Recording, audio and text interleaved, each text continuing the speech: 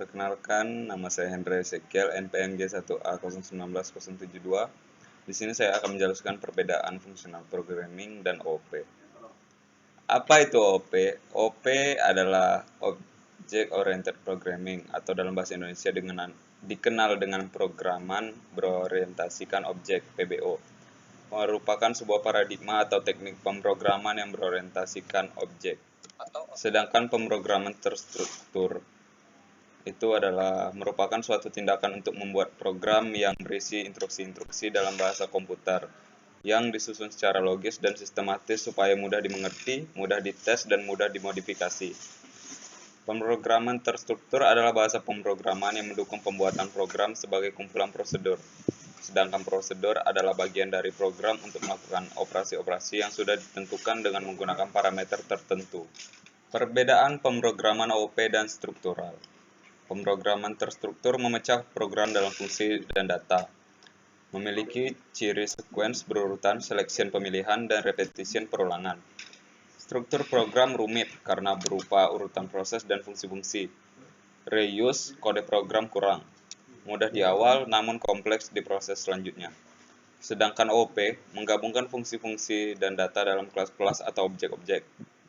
Memiliki ciri pemilihan dan repetition atau perulangan.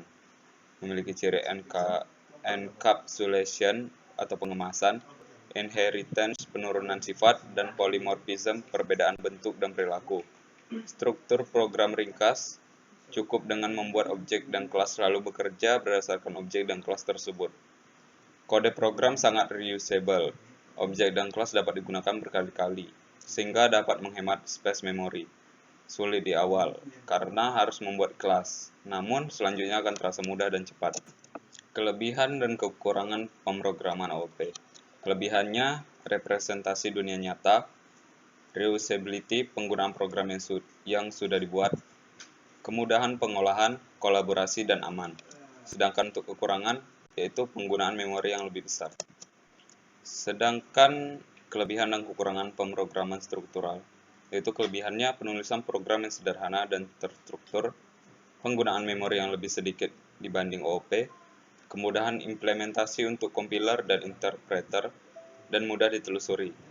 Sedangkan kekurangan, program yang cukup sulit untuk proses perawatan, fungsi yang tersedia, susah untuk diubah tanpa harus mempengaruhi fungsi sistem secara keseluruhan.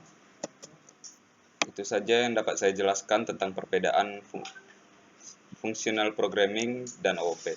Terima kasih.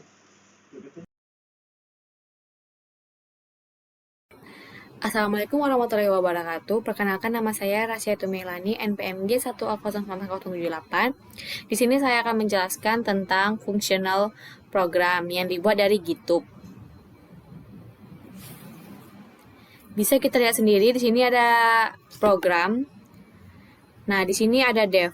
Fungsi def pada Python dibuat dengan kata kunci def, kemudian diikuti dengan nama fungsinya, yaitu di sini luas segitiga. Nah, tinggi dan alas di sini merupakan parameter. Parameter di sini merupakan variabel yang menampung nilai untuk diproses di dalam fungsi. Luas segitiga sama dengan 0,5 dikali tinggi dikali alas. Nah, pada fungsi luas segitiga kita melakukan print dari hasil pemrosesan secara langsung di dalam fungsinya.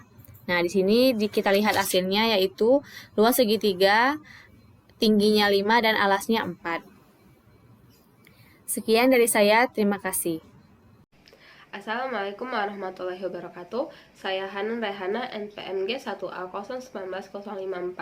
Di sini saya akan menjelaskan contoh dari kode OOP. Bisa kita lihat di layar, yaitu adanya kelas aritmatika.